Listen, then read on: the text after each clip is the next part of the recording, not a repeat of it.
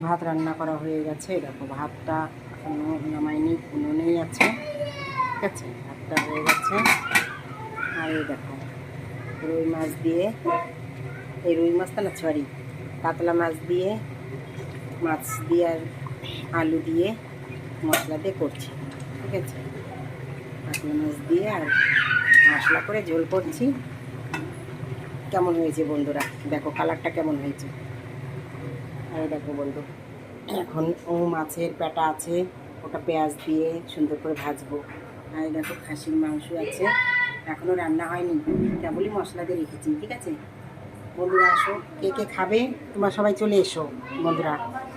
আর আমার এই ভিডিওটা ভালো লাগলে তোমরা সবাই লাইক লাইক করবে, কমেন্ট করবে, শেয়ার করবে। আজকে আমার বৌমারা রান্না করছে না, ঠিক আছে, আজকে আমি রান্না করছি। যদি আমার এই রান্নাটা তোমাদের ভালো লাগে তবে লাইক করো, কমেন্ট করো, শেয়ার করো, আমার পাশে থেকো। বাই, টাটা, রাখছি।